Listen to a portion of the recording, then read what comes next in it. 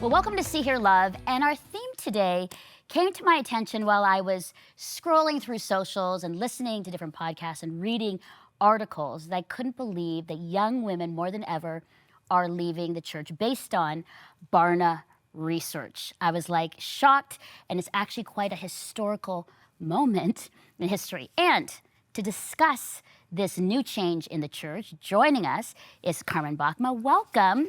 Pastor, worship arts pastor, former youth pastor, national speaker. You've done all the church. Yeah, you name the role, I've likely done it at some point. I still am reconciling how I'm old enough to have done it all, but yeah. I was going to say the same thing. When did you start?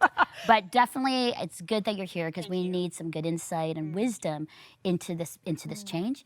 Joanna LaFleur, hi. Hi. You have been in church since you were like one.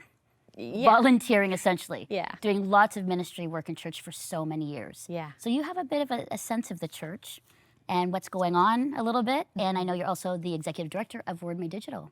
So welcome. Thanks. Glad to be here. And Senait, psychotherapist, registered psychotherapist, national speaker, but you also have young girls. Yes. And so this topic, I think, is going to hit you closely as we think about young women are leaving the church. What will that impact and how that impact your young girls as well? Yep. Yeah. So welcome, welcome, welcome. Well, let's start off with what has our experiences been like as young women growing up in the church? Because maybe that will give some context and connection with those that are leaving and are contemplating leaving. So Joe, let's start with you.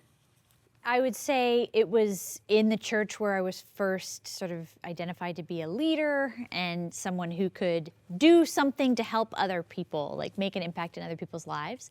But at the same time, I didn't really see women leading. In my context, there were no women staff members or leaders in meaningfully senior positions. Right. And so I wrestled with that. There was this phrase, help, I'm a leader stuck in a woman's body. That's how I felt as a girl and a teenager growing up in the church into my early 20s. So it took me a journey to figure out how to find my place. Okay. Senait, what about you? Yeah, I think for me, I've always loved the church. I loved going to church. I always felt a sense of belonging and community in the church. But as I entered my teenage years, there were a lot of issues that I would have with leadership. And when I voiced them, I was usually shut down, rebuked, condemned, and I just thought I had issues. I thought, I have anger issues, maybe I'm rebellious, and I owned that, and I was okay with that. But I didn't see that as an indication that I had leadership qualities, which I wish was spoken into me because, again, like Joanna, I didn't see women leading in the church, so that idea was so foreign to me. Yeah, and for me, it's quite similar. Very fortunate to have grown up in the church and always affirmed along the way with my gifts and my callings and my leadership. But again, the model of women doing that wasn't presented before me. And I think there's a phrase, and I'm going to butcher it, but the fish doesn't recognize the water it swims in. And so for me, I always felt really blessed and really fortunate to be encouraged and affirmed, but thought, this must be it. This must be the only fishbowl that I'm allowed to swim in, and I don't know how to reconcile that with what I think are my gifts and my strengths. So a blessing, but some challenges in the mix. And I'd agree with you. I mean, I grew up very much affirmed in the church in Asia, lots of women leaders, lots of missionary women coming to speak, and my parents very much affirming in my gifting. When I came to Canada and different denominations, there is a bit of a challenge of leadership and gender. And so there were some challenges growing up when I wanted to use my gifting and lead and speak, and I was told no. To be on the board, no. But on the other hand, when I went to another church, I was then encouraged to be on the board, to lead and to speak. So I've actually had a mixture of the empowerment, but also the you just can't, and there were blocks. So I think this is really a good conversation for all of us to have about why Gen Z women are leaving the church. Let me tell you some statistics from the Barna Research Group. They've said for the first time in recorded history, young women are less religious than young men, and the Gen Z faith trends found that 39% of Gen Z women now identify as religiously unaffiliated, compared to 31% of Gen Z men. And then over the last 3 years, we've seen women consistently attend church less frequently than men, and Gen Z is actually more spiritually open than any generation, but curiosity and faith is high, but trust in the church, especially in young women, is the lowest it's ever been.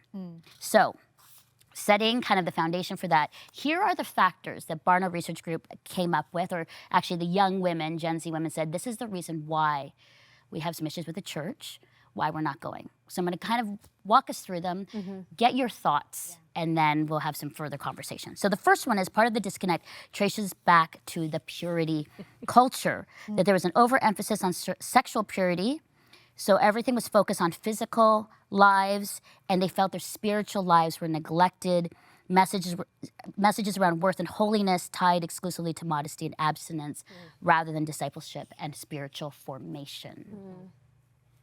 Yeah. That's, Yeah, I'll respond to that. I think it's important probably with all of these issues that there's a spectrum of where people may find themselves in the story, but this is absolutely true. I've heard story after story in my own experience of growing up in the 80s and 90s and this being such a strong emphasis. And I think part of the shame and the loss in that is in our formational years, the things we were taught to form often took priority over what Jesus was inviting us into. that's good. Any other thoughts? Yeah, I agree. It became like, as you nailed it with the word discipleship. Yeah. That somehow things that were more it became more like a policing of things we could see rather than like measuring that, as opposed to like, how do you measure character development and change in a younger person? It's harder to do, but it's easier to go to these as like reference points, and it became overemphasized. And I think it's surprising to hear it because I didn't really see our church as practicing purity culture in this day and age. And so I think it's reflective of the sexual liberated world that we live in and how it's so contrasting to the message in the church. And I'm wondering if that's where the tension comes from for Gen Z. Yeah. That's good.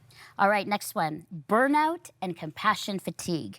This expectation that women were the built-in force of all things volunteering, and they shouldered the responsibility of children's programs, leading Bible studies, serving, coffee. And Barna's research has said that women now are expressing kind of a compassion fatigue, and they've been the backbone for so long of carrying the church. They are now done. Yeah, 100% facts. Okay. Okay. Yeah. Women are the backbone of especially volunteers in the church, service in the church. And we've come to a point where women are no longer okay with overextending themselves, no longer okay with burnout. Women are living full, beautiful lives, whether or not they're married, whether or not they have children. And that leaves a little bit of space for them to lean into overextending, to serving, to just being overexhausted and burnt out in the church.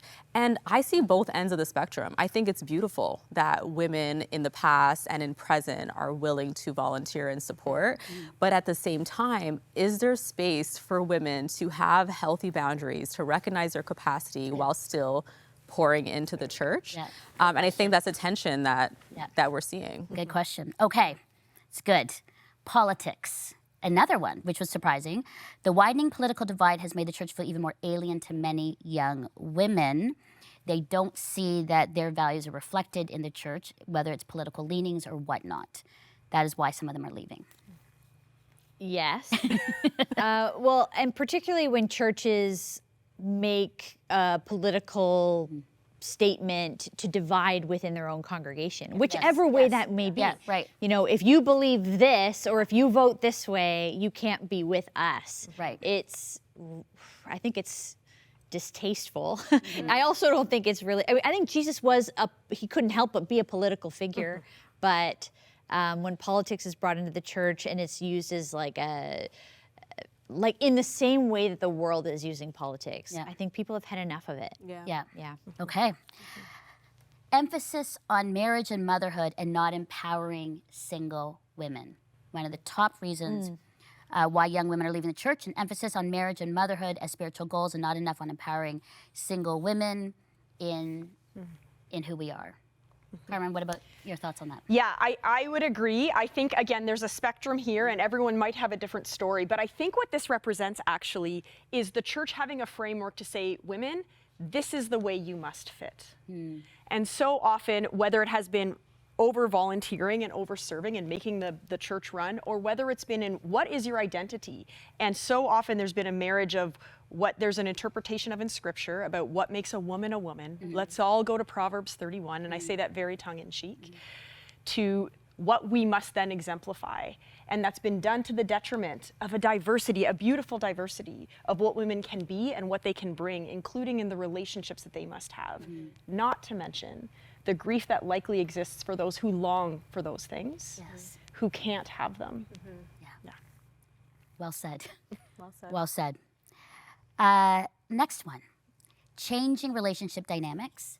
Men always tend to be the leaders, and now we're having, like what you said earlier, that women have gifting in leadership, communication, strategy, and vision.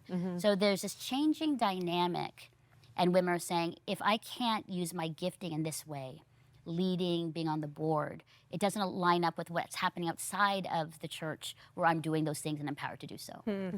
Yeah. Thoughts?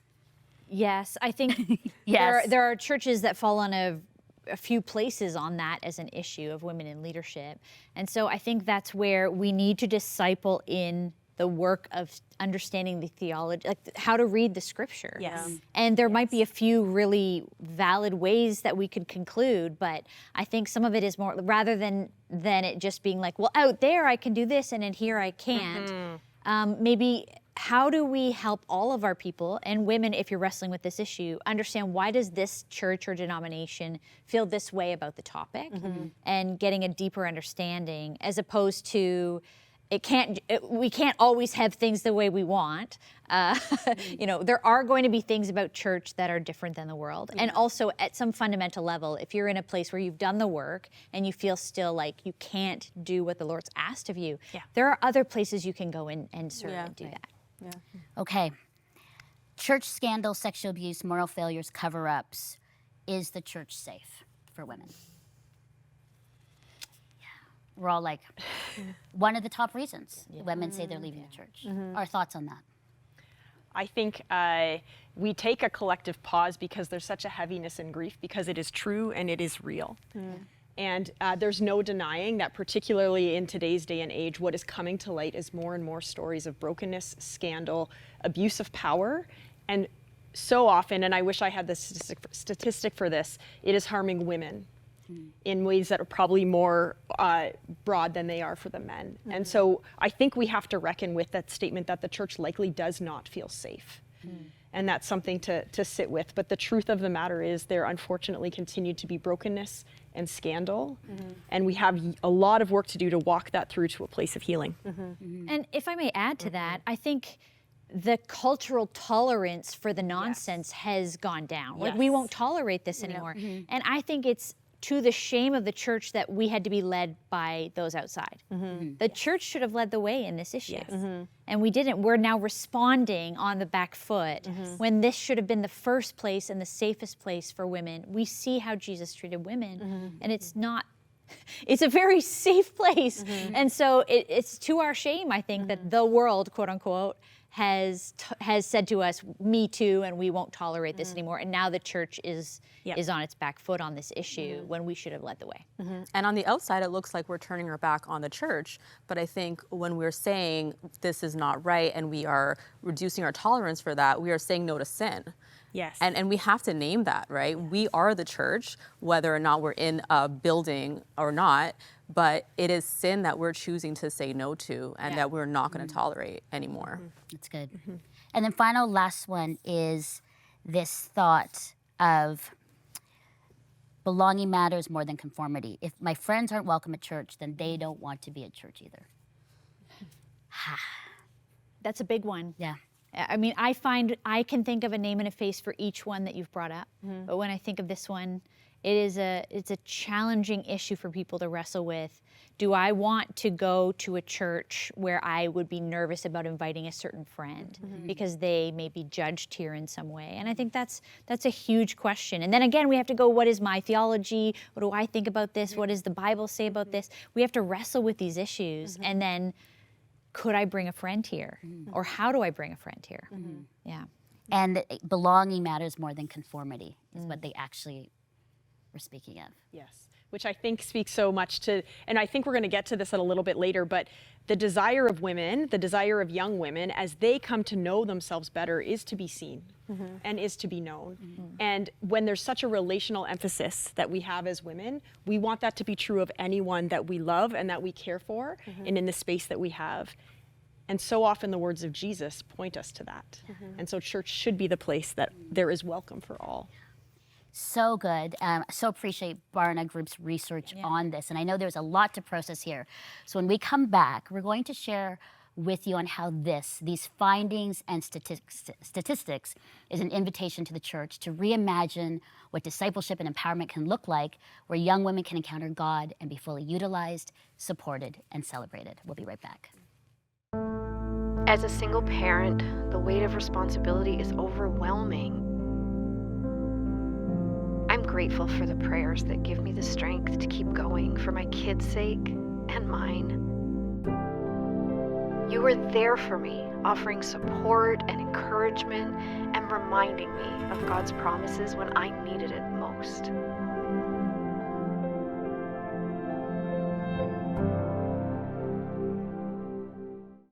Are you ready to see God's faithfulness, hear His truth, and love like Jesus? Download your free See, Hear, Love Bible study guides, created for women who long to grow deeper in faith, identity, and purpose. With a variety of inspiring guides to choose from, you'll find real stories, honest conversations, and biblical truth that speaks to your heart. Perfect for personal study or gathering with your small group. Visit seehearlove.com/Bible studies to download today. See, Hear, Love is more than just a show. This is the most diverse and inclusive women's show in Canada. You sought to make this space reflective of the kingdom of God. Donate so we can keep creating inspiring content, host meaningful events, and expand our reach. If you look around this table, you see so many skin colors, you see so many different age groups, and I think that's so beautiful. Your support is vital to the continued growth and impact of See, Hear, Love. Visit seehearlove.com/donate. Well, the statistics shouldn't make us afraid, right? I don't want it to be a downer. What it should do is help us to reimagine, think of new ways, look introspective at ourselves and this church, big C, and what we can do to ensure that young women feel empowered, that they feel seen, heard, and loved, that there is a place for them. So let's talk about that. What can we do, the church do, to ensure and help young women in all the needs and issues that they have? Yeah, I think one of the things, there's many answers to this question. One of the things the church really has to take accountability for is to take a look at the systemic framework that they have in place, because best intentions don't always make their way into action. And so we can say with all of our heart that we want this to be a space for young women to flourish.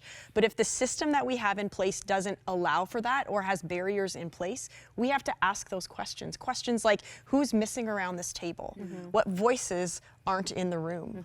What is communicated when someone walks into our building? Who are they seeing represented on the stage and in our ministries? That's a start. Yeah. I love that. Senait, what about for you? Yeah, I think we need to create those spaces where we can repair, that we can reconcile, and that can look like formal spaces, but also informal spaces. I think it's easy to ignore that person that has left because they have an issue with you or they are disgruntled. It's easy to say, oh, they're just upset. But I think it's a lot harder for us to actually engage in meaningful dialogue and spaces. We have to remember that we are human, you know, and even though people might be upset or not happy with something, there's still that tenderness, there's still a longing, there's still an unmet need that we know that the church can meet. And so how do we create those spaces, recognizing that us as individuals are the church and we don't have to wait for the formal body to do something for us to bridge that gap and treat people like they're actually children of God and that we can help them meet this real need. Yeah. What I appreciate about things like the Barna data that we've just talked about is Barna's good at listening, and we all need to be better listeners. Like, what is the feedback that we're receiving? And with all feedback, it can either help us change or say, you know, I hear your feedback and actually I'm going to continue in this direction. We can choose what to do with the feedback, but are we hearing and listening to the feedback? And I think in the context of that, in order to hear it, it probably implies relationship, like discipleship relationships. How are we as older women connected to younger women and girls in our community, and men as well, but this idea of like, what is our shared responsibility to listen and to build up the younger ones coming up after us, younger women, that we get to help shape what that is and create those spaces for them to be heard. Yeah. And I think also, what is the purpose of church? Yeah. Like, I think you sit back and go, you know, why do we go to church? Yeah. What is the purpose? Why was the church created? You know, and I feel it about the volunteering. But part of church too is serving. Yeah. Is serving others. Is serving the poor, is serving those that can't, you know, so it's this balance of like, yes, don't overdo it and then be disgruntled, but there's a part of serving, you know, and I think that that's important. I think, you know, here it says, and I want to say, it says the data suggests they're not rejecting the church. Yes. And this is what it's saying. They're rejecting the church's failure to engage them in meaningful ways.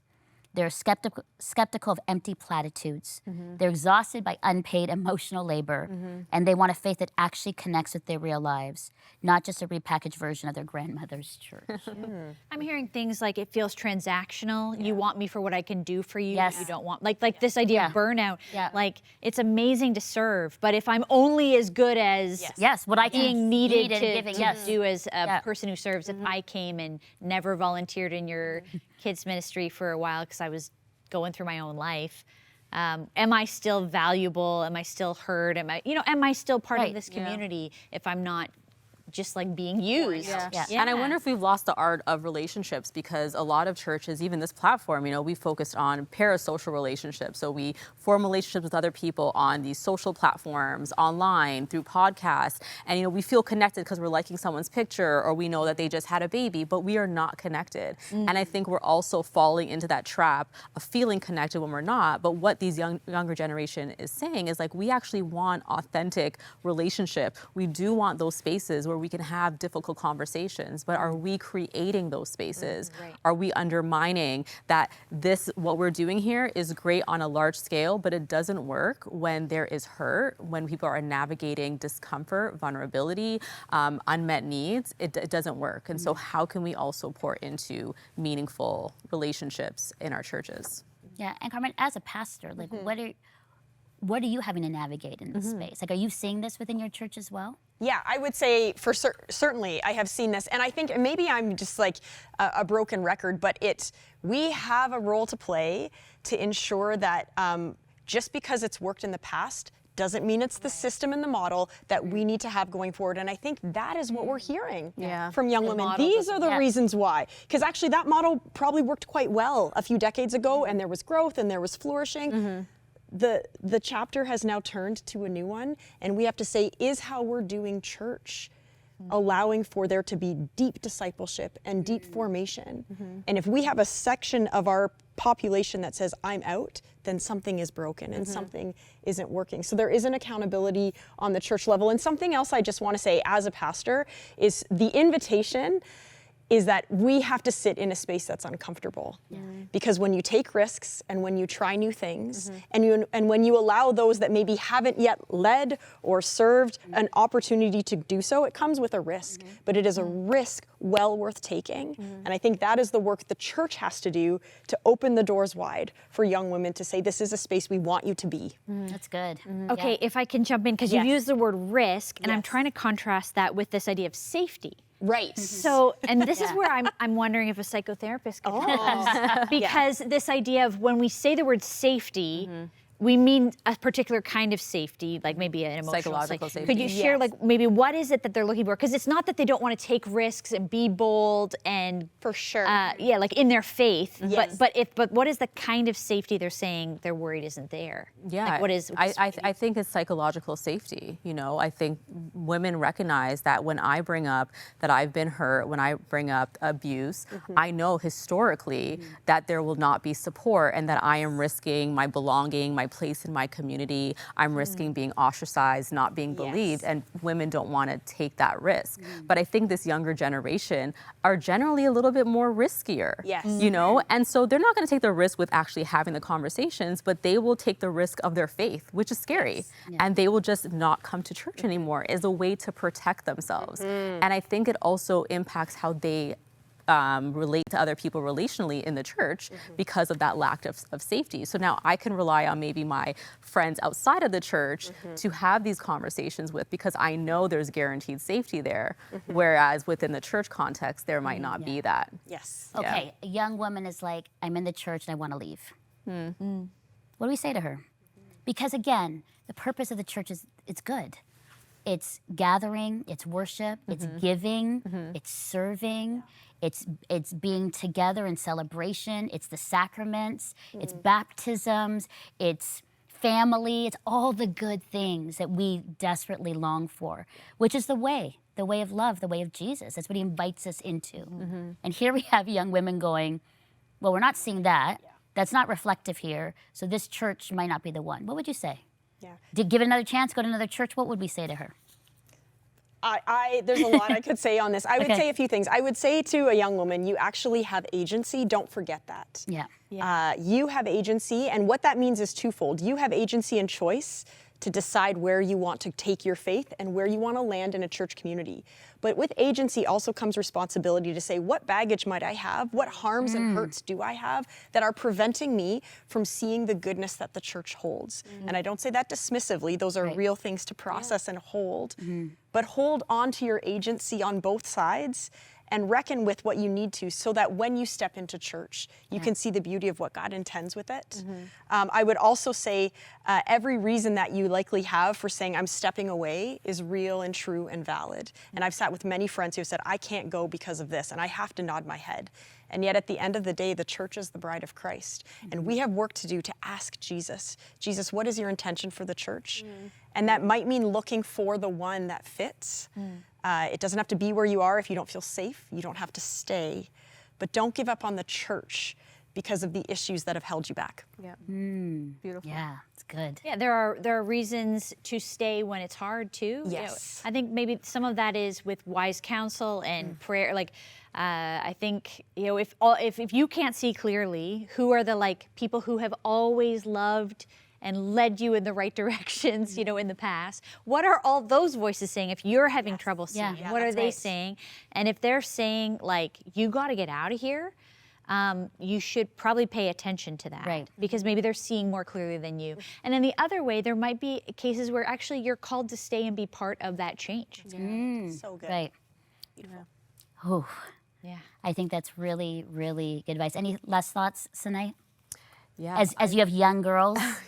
I think it's important for parents to start having those conversations with their children. I think we cannot be afraid of having those challenging dialogues, of allowing our kids to ask the hard questions, allowing our kids to say, I don't like church. I don't want to go to church. Why do we go to church? Why do we worship? I think when we create those spaces as they get older, they know that they can come to you with wise counsel and with adequate support. Amazing. Joanna, Karmyn, Senait, thank you so much for this good, deep, meaningful conversation. So appreciate the work that you're doing in the church, how you're following Jesus and loving him. So thank you so much. And for more information on our shows, guest events, podcasts, Bible study resources, go to seehearlove.com. We'd love for you to join our community. And as you struggle with church, as you have questions, as you've been disappointed, and as you think about what does it really mean to follow Jesus in the way of love, always know this, that you are seen, you are heard, and you are deeply, deeply loved by God. Thank you so much for joining us. Bye-bye. See Hear Love thanks our partners who make this show possible. Hair provided by Paolo Morola. Thank you for your ongoing support of Crossroads, a supporter-funded, nonprofit organization and member of the Canadian Centre for Christian Charities. Thanks to faithful people like you, we are able to continue producing See Hear Love. You can write to Crossroads, P.O. Box 5100, Burlington, Ontario, L7R 4M2, or visit crossroads.ca to learn more about our programs.